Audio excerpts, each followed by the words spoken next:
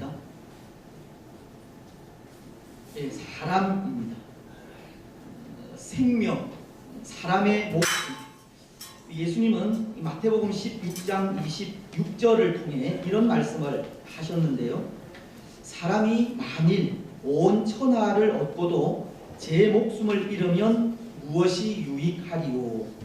사람이 무엇을 주고 제 목숨과 바꾸겠느냐?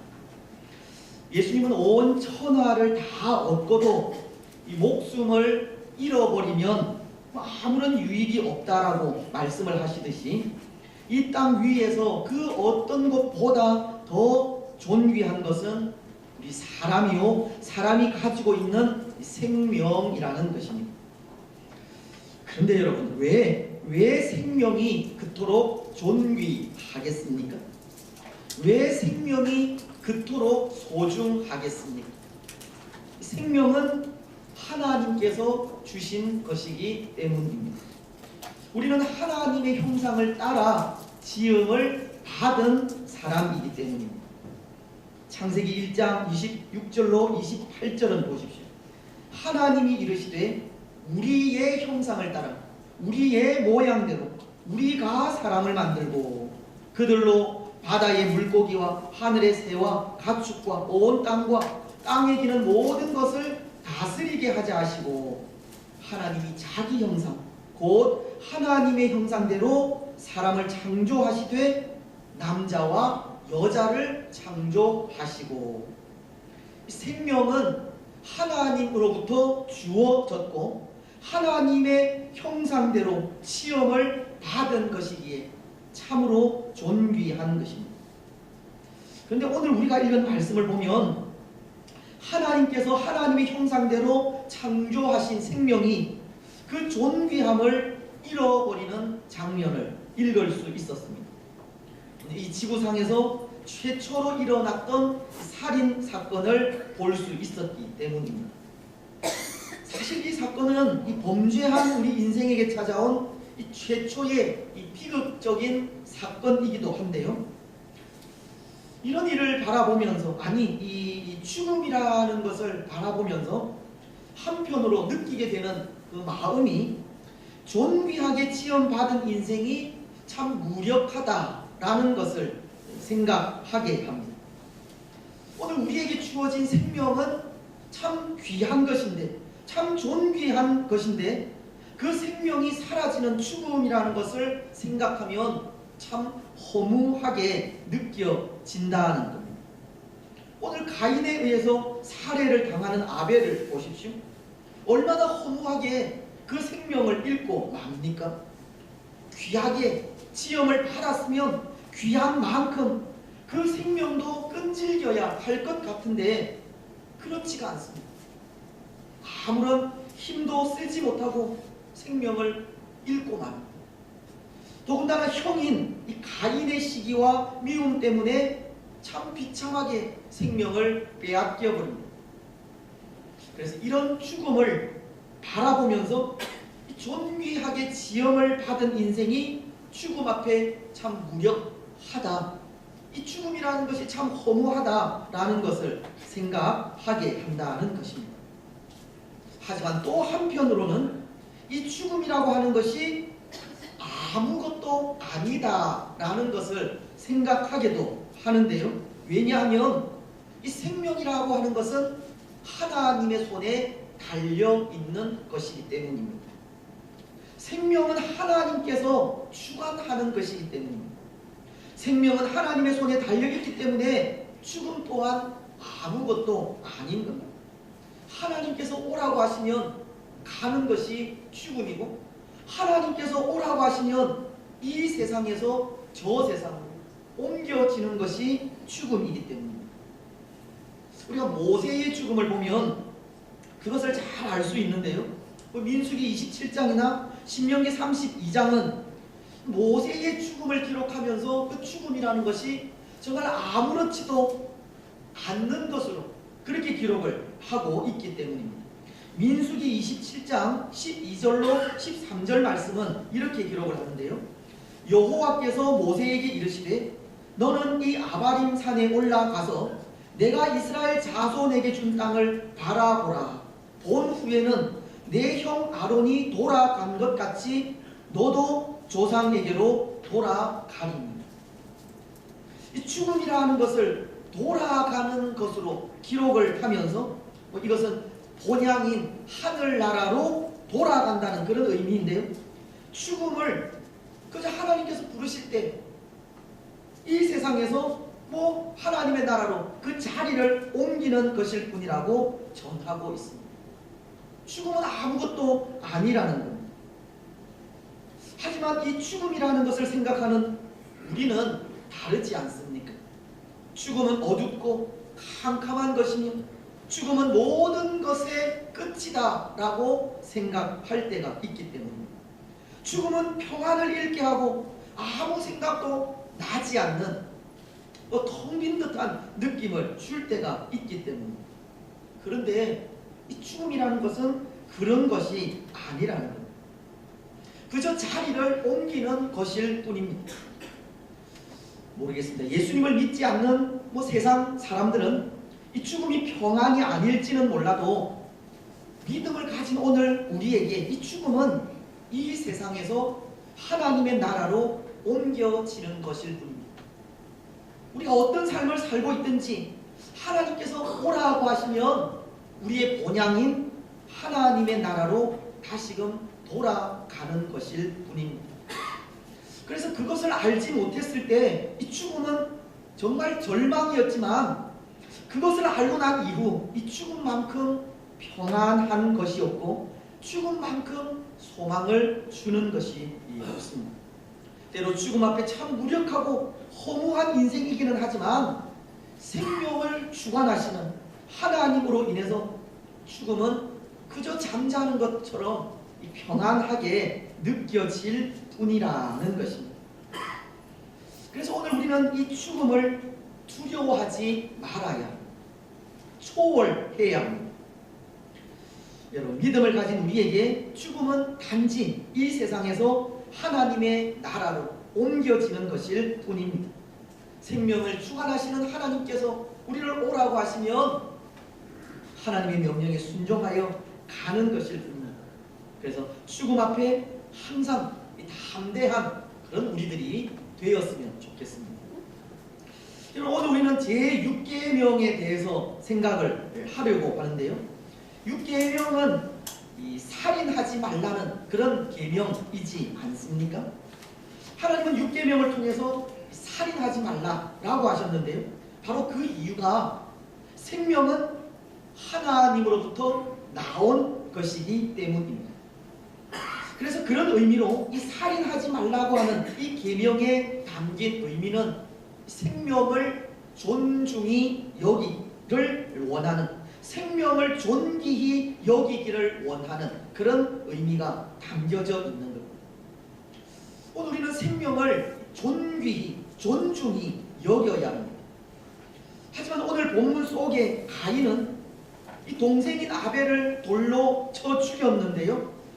그것은 어쩌면 가인에게는 이 생명을 존귀히 여기는 마음이 없었다는 것을 이야기하는 것이 아닌가 합니다. 그런데 가인에게 생명을 존귀히 여기는 마음이 없었다는 것은 결국은 하나님과의 관계가 바르지 않다는 것을 가르치는 겁니다. 하나님과의 관계가 바르지 못한 관계 때문에 하나님께서 주시는 마음이 어떤 마음인지 깨닫지 못하게 되고 하나님의 마음을 알지 못하니 그 마음이 살인으로까지 이어지게 되었다는 겁니다. 물론 가인은 그가 제사를 드리고 난 이후에 하나님께서 아벨의 제사만 받으시는 것을 보고 어쩌면 아벨에 대한 시기와 질투 때문에 이성을 잃고 살인을 저지르게 되었는지는 모르겠지만 그가 하나님께 제사를 드린 이후에 왜 자신의 제사를 받지 않으셨는지 그것을 생각하지 못한 것이 살인에까지 이르게 되었다는 겁니다. 하나님께서 가인의 제사를 받지 않으신 것은 어떤 의미에서 하나님과의 관계가 잘못되어 있다는 것을 가르쳐 주는 것인데요. 그는 하나님과의 관계 실패로 하나님의 마음을 알지 못했고, 하나님의 마음을 알지 못한 것이 사람을 존귀히 여기지 못하는 모습으로, 결국은 살인하는 모습으로 이어지게 되었다는 겁니다. 그래서 가인은 아벨에게 시기와 질투를 느끼기 전에, 살인을 행하기 전에 먼저 자신의 제사를 받지 않으신 그 이유, 왜 하나님께서 나의 제사를 받지 않으셨는지 그 이유를 생각해야만 했었던 겁니다. 여러분, 이것은 오늘 우리들도 마찬가지라 생각을 합니다. 왜냐하면 오늘 우리도 예배 이후에 이 가인과도 같은 마음을 가질 수가 있기 때문입니다. 우리도 예배 이후에 이 살인하는 것과 같은 마음을 가질 수 있다는 겁니다. 오늘 우리는 예배를 드리지만 예배를 드리는 그 이유를 모를 수도 있고, 또 예배를 왜 드리는지 모를 때 바른 예배를 드리지 못함으로 하나님의 마음을 알지 못할 때가 있습니다. 하나님과의 관계가 바르지 못할 때가 있다는 겁니다. 오늘 가인의 경우는 보십시오. 그가 드린 제사가 무엇이 어떻게 잘못이 되었습니까? 왜 잘못이었습니까? 왜 그는 하나님과의 관계가 바르지 않았습니까? 먼저 이 가인은 그가 왜 제사를 드리는지, 왜 예배를 드리는지, 제사가 무엇인지 그 제사의 참된 의미를 알지 못했습니다. 당시에 하나님 앞에 드리는 그 제사는 가인의 부모 아담과 하와의 그 죄, 하나님의 명령을 거역한 그 죄에 대한 이 속죄의 의미가 담긴 제사를 드려야 했습니다. 아담과 하와가 죄로 인하여서 에덴 동산에서 쫓겨났고, 또 죽음이 우리 사람들에게 찾아왔는데요. 그럼에도 그 죄로 인해서 이 세상에 쫓겨났기는 했지만 또 이 땅의 삶을 살게 하신 또 하나님을 기억하면서 감사의 제사를 가인은 드려야 했습니다. 속죄의 제사, 그럼에도 생명을 유지시켜 주신 하나님께 대한 감사의 제사. 가인은 하나님 앞에 제사를 드리면서 그런 제사를 드려야 했고, 죄인으로서 영원히 죽을 수밖에 없는 인생을 하나님께서 살려주신 것을 그 제사를 통해서, 예배를 통해서 발견하고 하나님에 대한 사랑을 깨달아야 했다는 겁니다. 그래서 만약에 그 제사를 통해서 하나님의 사랑을 깨닫게 되었다면 그것이 살인으로까지 이어지지 않았으리라 생각합니다. 그런데 가인은 그런 제사를 드리지 못했습니다. 히브리서 11장 4절 말씀을 보면, 믿음으로 아벨은 가인보다 더 나은 제사를 하나님께 드림으로 의로운 자라 하시는 증거를 얻었으니 라고 하시면서 아벨의 제사, 아벨이 드린 제사가 가인보다 더 나은 것이 예물로서 증거하고 있다고 하십니다. 무엇을 의미하느냐 하면, 아벨은 양의 그 첫 새끼를 통해서, 양을 잡고 그 피를 흘림을 통해서 이 속죄의 제사, 또 감사의 제사를 드리며 나아갔다는 것. 하지만 이 가인은 땅의 소산을 통해서 제사를 드렸기 때문에 그 속에는 이 속죄의 의미가 없었다는 것입니다. 가인은 죄에 대한 회개가 없었고 감사가 없었습니다. 다시 말씀을 드리면 이 가인에게는 인생이 왜 하나님을 예배해야 하는지를 알지 못했다는 겁니다. 여러분, 오늘 우리가 하나님을 예배하는 이유가 무엇입니까? 왜 여러분들은 하나님을 예배합니까? 오늘 이 복된 성일에 우리가 하나님 앞에 나와서 하나님을 예배하는 그 이유가 무엇입니까? 구원의 은총에 대한 보답입니다.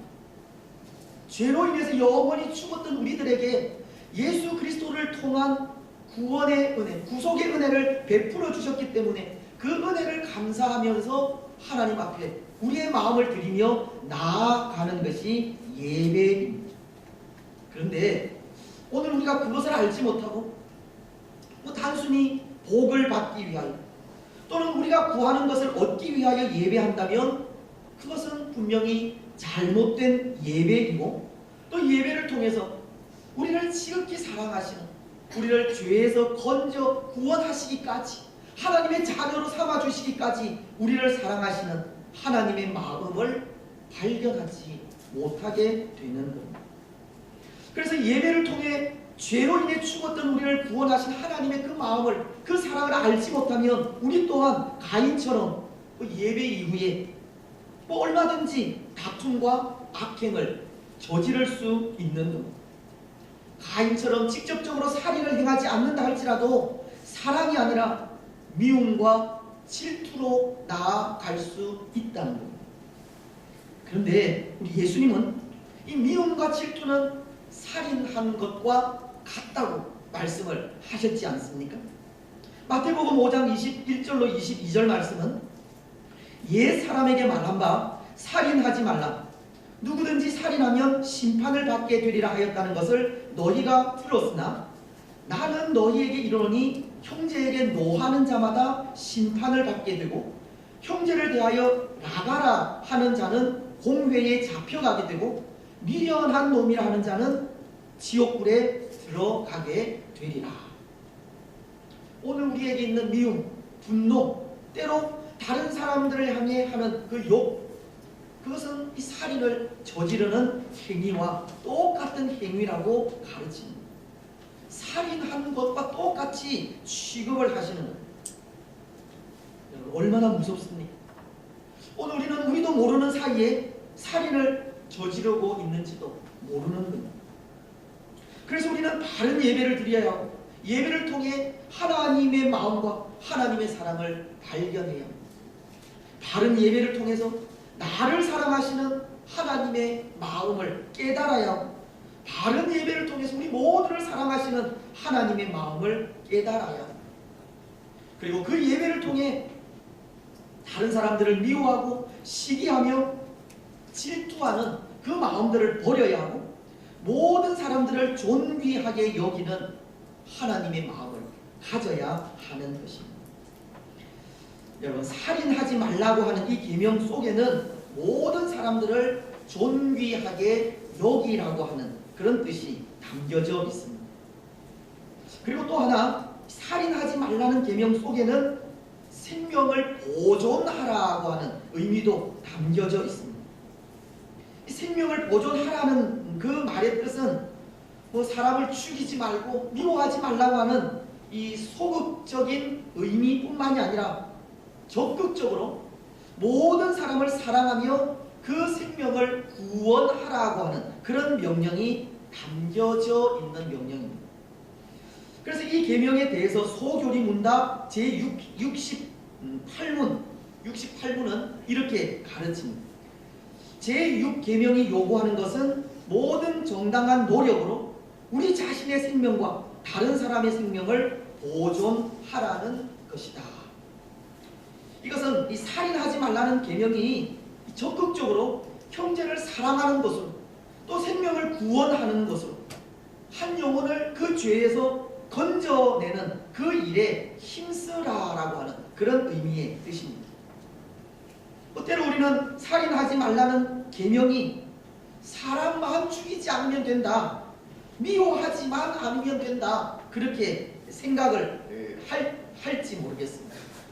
그래서 살인하지 않고 사람을 미워하지 않으면 제6계명을 잘 지키는 것이다 라고 그렇게 생각을 하고 있을지 모르지만 살인하지 않는 것, 또 미워하지 않는 것은 6계명을 지키는 소극적인 방법일 뿐이고 더 나아가서 적극적으로 사람을 사랑하는 그 일에 6계명을 온전히 지키는 일이라는 것입니다.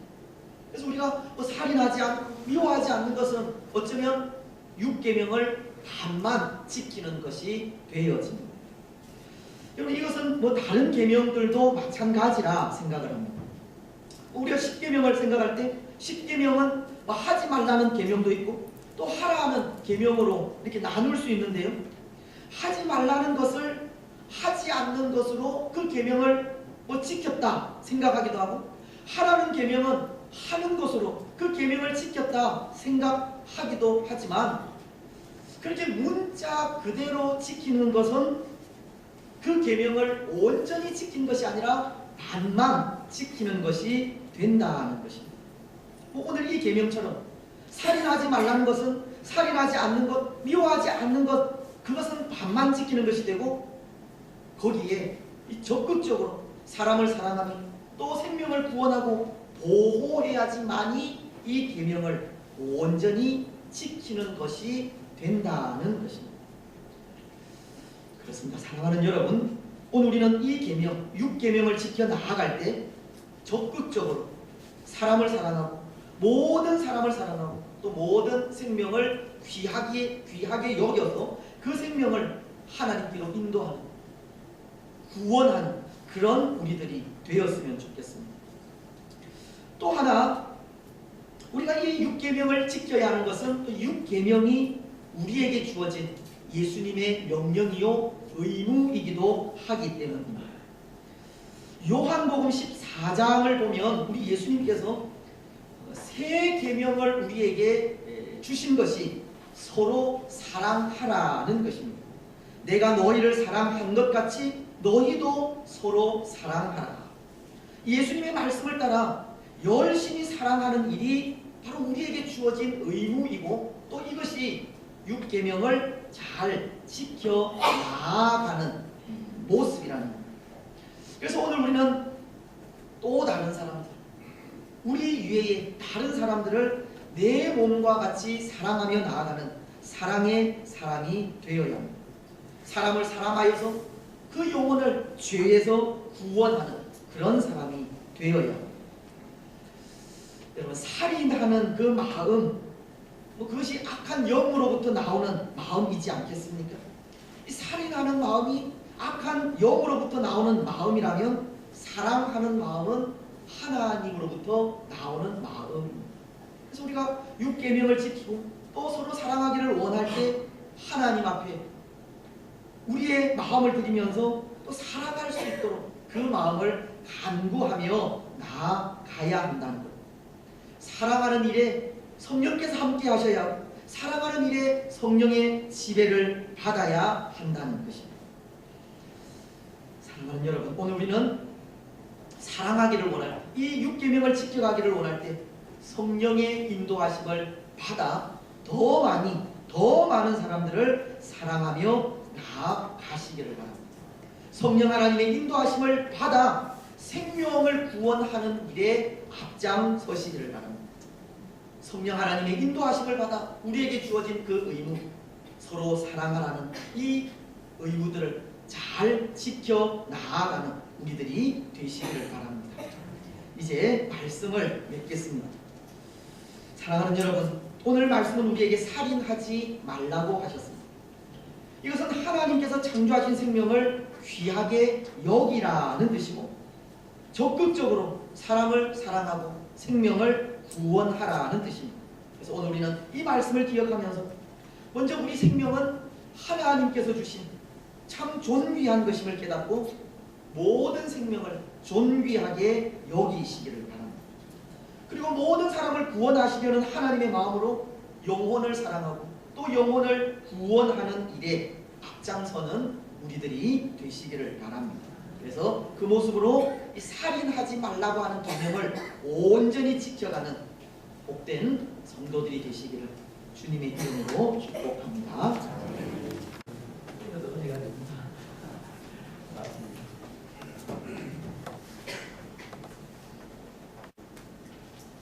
사랑하는 여러분, 오늘 이 땅 위에 하나님께서 창조하신 창조물들이 참으로 많이 있습니다.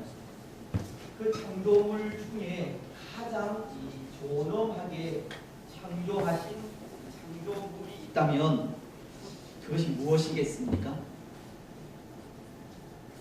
예, 사람입니다. 생명, 사람의 목숨. 예수님은 마태복음 16장 26절을 통해 이런 말씀을 하셨는데요. 사람이 만일 온 천하를 얻고도 제 목숨을 잃으면 무엇이 유익하리요? 사람이 무엇을 주고 제 목숨과 바꾸겠느냐?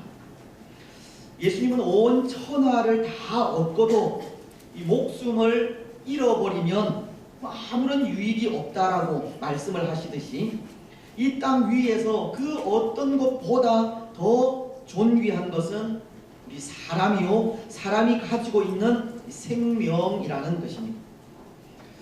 그런데 여러분, 왜 생명이 그토록 존귀하겠습니까? 왜 생명이 그토록 소중하겠습니까? 생명은 하나님께서 주신 것이기 때문입니다. 우리는 하나님의 형상을 따라 지음을 받은 사람이기 때문입니다. 창세기 1장 26절로 28절은 보십시오. 하나님이 이르시되 우리의 형상을 따라 우리의 모양대로 우리가 사람을 만들고 그들로 바다의 물고기와 하늘의 새와 가축과 온 땅과 땅에 기는 모든 것을 다스리게 하자 하시고 하나님이 자기 형상 곧 하나님의 형상대로 사람을 창조하시되 남자와 여자를 창조하시고 생명은 하나님으로부터 주어졌고 하나님의 형상대로 시험을 받은 것이기에 참으로 존귀한 것입니다. 그런데 오늘 우리가 읽은 말씀을 보면 하나님께서 하나님의 형상대로 창조하신 생명이 그 존귀함을 잃어버리는 장면을 읽을 수 있었습니다. 이 지구상에서 최초로 일어났던 살인 사건을 볼 수 있었기 때문입니다. 사실 이 사건은 이 범죄한 우리 인생에게 찾아온 이 최초의 이 비극적인 사건이기도 한데요. 이런 일을 바라보면서 이 죽음이라는 것을 바라보면서 한편으로 느끼게 되는 그 마음이 존귀하게 지음받은 인생이 참 무력하다라는 것을 생각하게 합니다. 오늘 우리에게 주어진 생명은 참 귀한 것인데 참 존귀한 것인데 그 생명이 사라지는 죽음이라는 것을 생각하면 참 허무하게 느껴진다는 겁니다. 오늘 가인에 의해서 살해를 당하는 아벨을 보십시오. 얼마나 허무하게 그 생명을 잃고 맙니까? 귀하게 지음을 받았으면 귀한 만큼 그 생명도 끈질겨야 할 것 같은데 그렇지가 않습니다. 아무런 힘도 쓰지 못하고 생명을 잃고 맙니다. 더군다나 형인 이 가인의 시기와 미움 때문에 참 비참하게 생명을 빼앗겨 버립니다.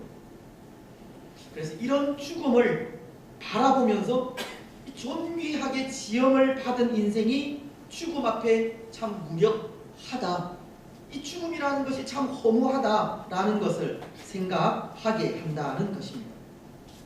하지만 또 한편으로는 이 죽음이라고 하는 것이 아무것도 아니다라는 것을 생각하게도 하는데요. 왜냐하면 이 생명이라고 하는 것은 하나님의 손에 달려있는 것이기 때문입니다.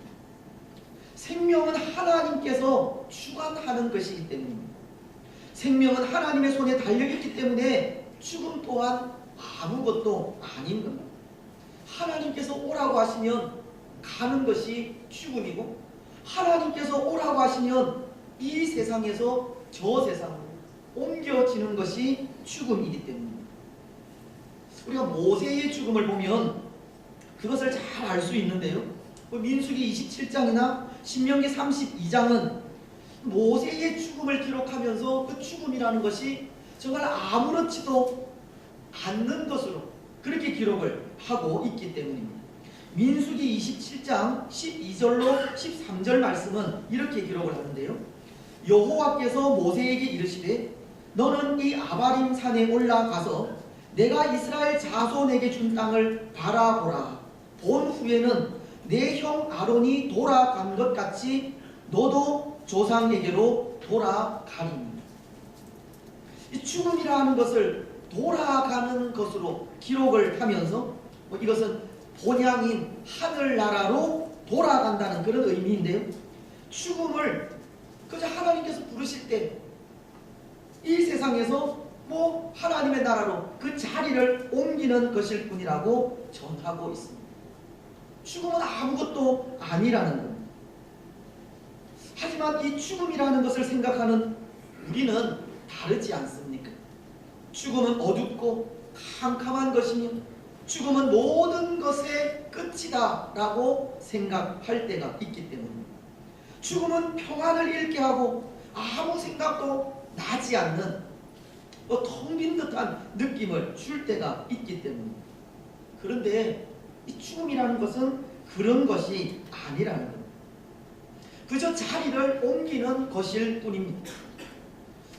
모르겠습니다. 예수님을 믿지 않는 세상 사람들은 이 죽음이 평안이 아닐지는 몰라도 믿음을 가진 오늘 우리에게 이 죽음은 이 세상에서 하나님의 나라로 옮겨지는 것일 뿐입니다.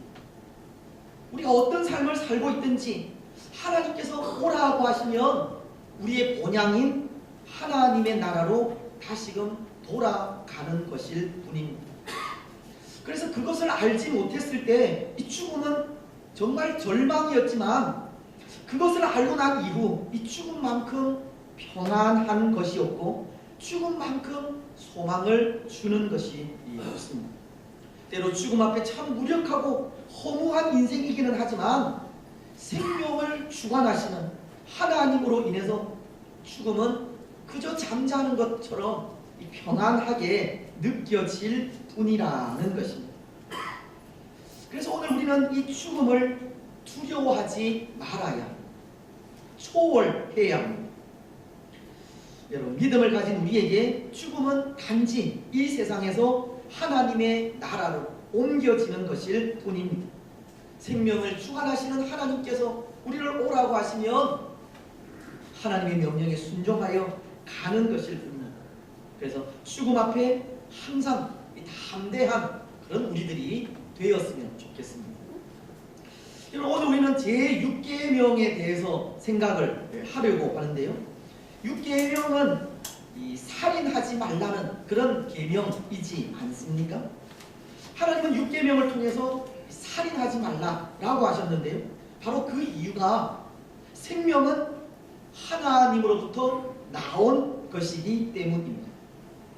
그래서 그런 의미로 이 살인하지 말라고 하는 이 계명에 담긴 의미는 생명을 존중히 여기기를 원하는, 생명을 존귀히 여기기를 원하는 그런 의미가 담겨져 있는 겁니다. 오늘 우리는 생명을 존귀히, 존중히 여겨야 합니다. 하지만 오늘 본문 속에 가인은 이 동생인 아벨을 돌로 쳐 죽였는데요. 그것은 어쩌면 가인에게는 이 생명을 존귀히 여기는 마음이 없었다는 것을 이야기하는 것이 아닌가 합니다.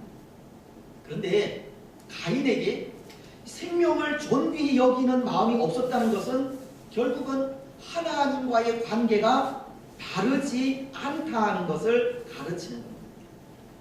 하나님과의 관계가 바르지 못한 관계 때문에 하나님께서 주시는 마음이 어떤 마음인지 깨닫지 못하게 되고 하나님의 마음을 알지 못하니 그 마음이 살인으로까지 이어지게 되었다는 겁니다.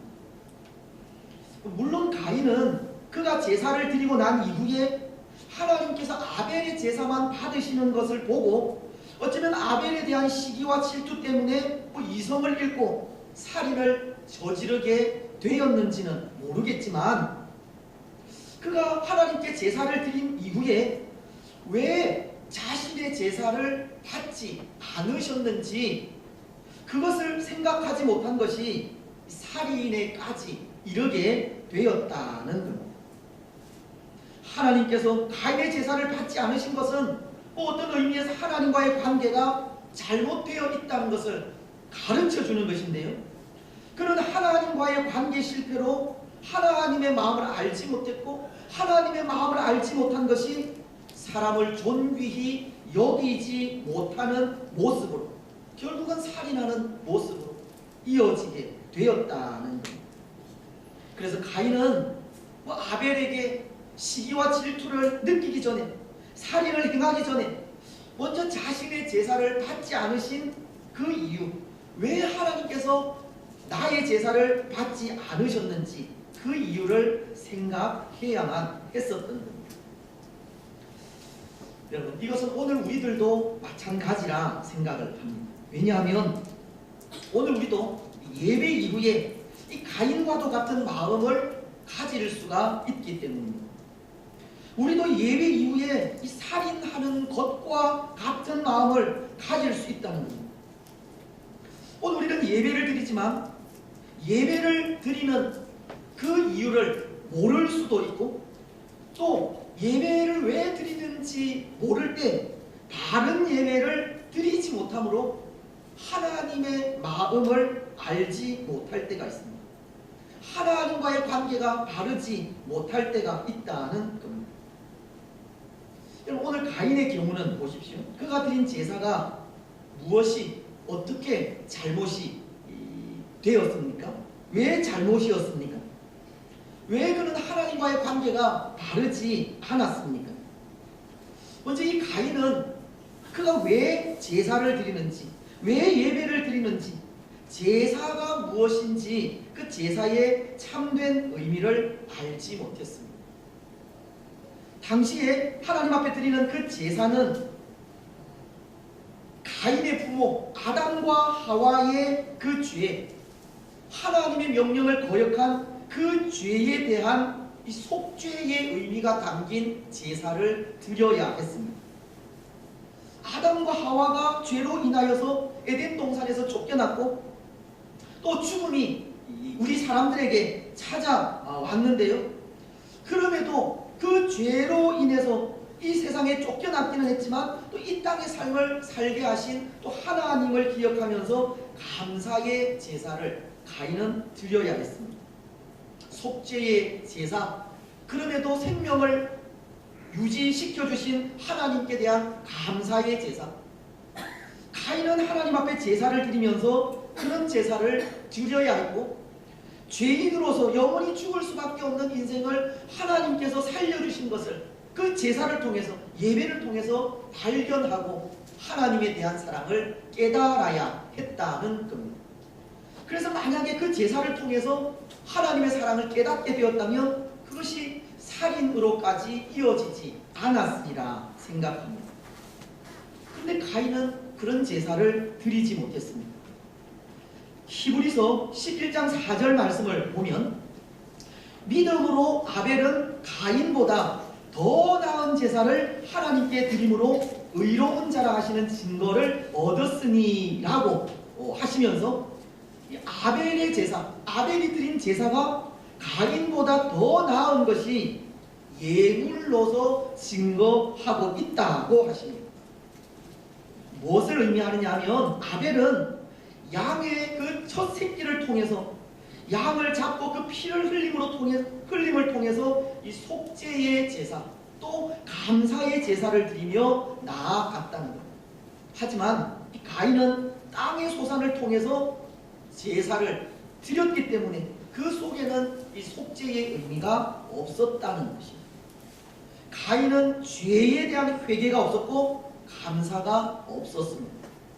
다시 말씀을 드리면 이 가인에게는 인생이 왜 하나님을 예배해야 하는지를 알지 못했다는 겁니다. 여러분, 오늘 우리가 하나님을 예배하는 이유가 무엇입니까? 왜 여러분들은 하나님을 예배합니까? 오늘 이 복된 성일에 우리가 하나님 앞에 나와서 하나님을 예배하는 그 이유가 무엇입니까? 구원의 은총에 대한 보답입니다.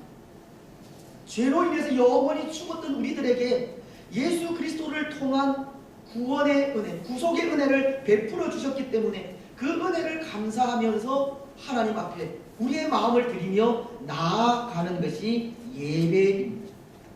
그런데 오늘 우리가 그것을 알지 못하고 단순히 복을 받기 위하여, 또는 우리가 구하는 것을 얻기 위하여 예배한다면 그것은 분명히 잘못된 예배이고, 또 예배를 통해서 우리를 지극히 사랑하시는, 우리를 죄에서 건져 구원하시기까지, 하나님의 자녀로 삼아주시기까지 우리를 사랑하시는 하나님의 마음을 발견하지 못하게 되는 겁니다. 그래서 예배를 통해 죄로 인해 죽었던 우리를 구원하신 하나님의 그 마음을, 그 사랑을 알지 못하면 우리 또한 가인처럼 예배 이후에 얼마든지 다툼과 악행을 저지를 수 있는 겁니다. 가인처럼 직접적으로 살인을 행하지 않는다 할지라도 사랑이 아니라 미움과 질투로 나아갈 수 있다는 겁니다. 그런데 우리 예수님은 이 미움과 질투는 살인한 것과 같다고 말씀을 하셨지 않습니까? 마태복음 5장 21절로 22절 말씀은 옛 사람에게 말한 바 살인하지 말라.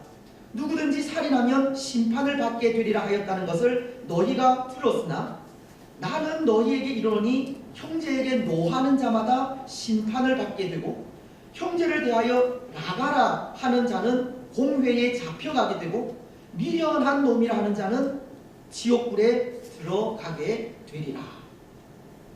오늘 우리에게 있는 미움, 분노, 때로 다른 사람들을 향해 하는 그 욕, 그것은 이 살인을 저지르는 행위와 똑같은 행위라고 가르칩니다.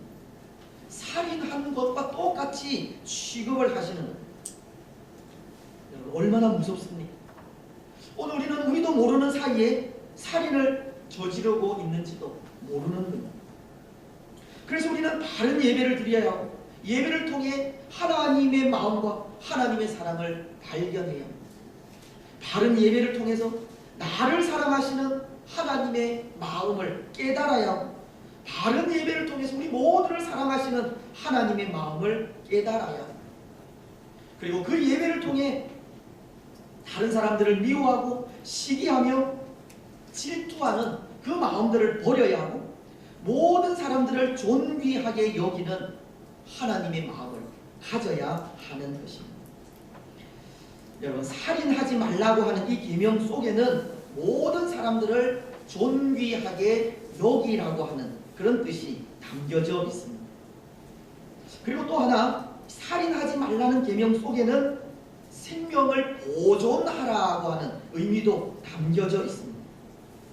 생명을 보존하라는 그 말의 뜻은 사람을 죽이지 말고 미워하지 말라고 하는 이 소극적인 의미뿐만이 아니라 적극적으로 모든 사람을 사랑하며 그 생명을 구원하라고 하는 그런 명령이 담겨져 있는 명령입니다. 그래서 이 계명에 대해서 소교리 문답 제68문은 이렇게 가르칩니다. 제6계명이 요구하는 것은 모든 정당한 노력으로 우리 자신의 생명과 다른 사람의 생명을 보존하라는 것이다.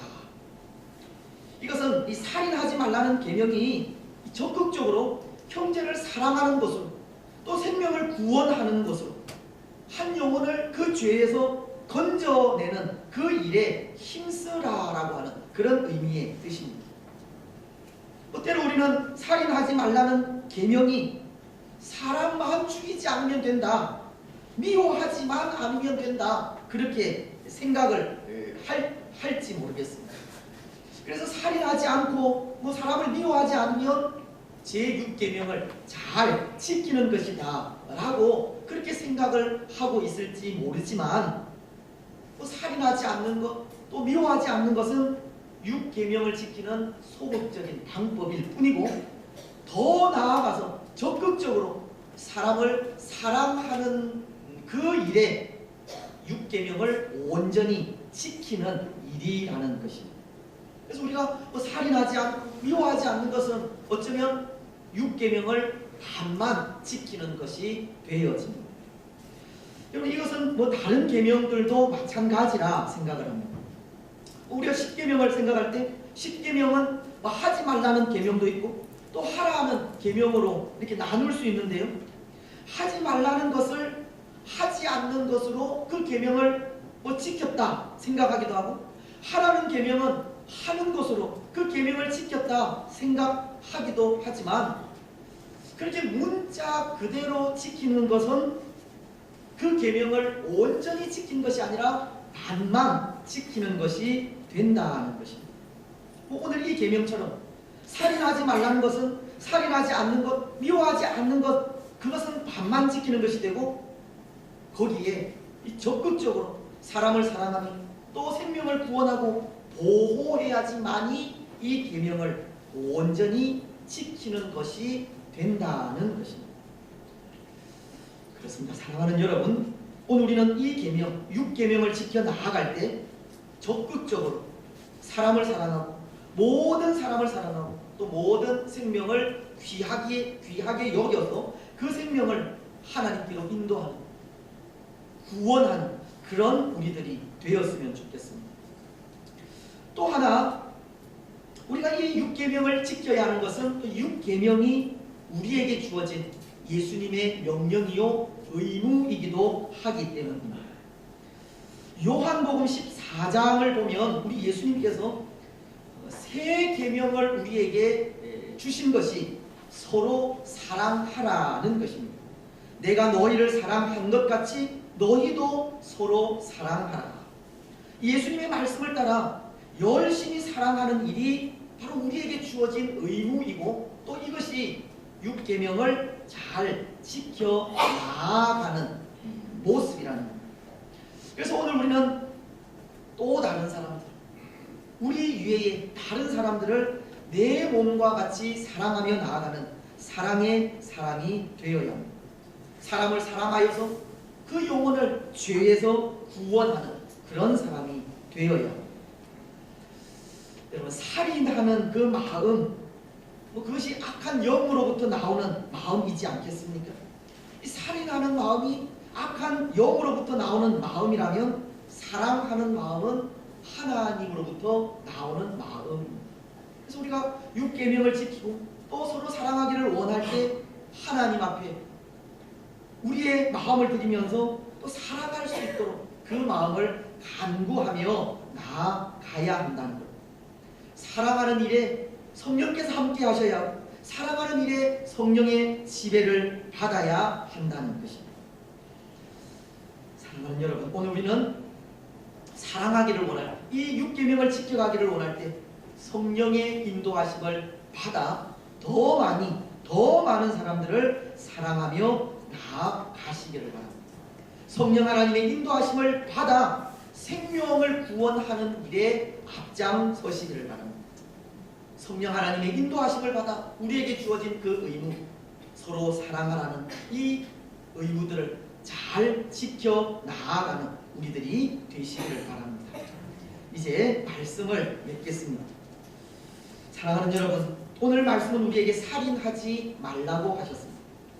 이것은 하나님께서 창조하신 생명을 귀하게 여기라는 뜻이고, 적극적으로 사람을 사랑하고 생명을 구원하라는 뜻입니다. 그래서 오늘 우리는 이 말씀을 기억하면서 먼저 우리 생명은 하나님께서 주신 참 존귀한 것임을 깨닫고 모든 생명을 존귀하게 여기시기를 바랍니다. 그리고 모든 사람을 구원하시려는 하나님의 마음으로 영혼을 사랑하고 또 영혼을 구원하는 일에 앞장서는 우리들이 되시기를 바랍니다. 그래서 그 모습으로 이 살인하지 말라고 하는 계명을 온전히 지켜가는 복된 성도들이 되시기를 주님의 이름으로 축복합니다.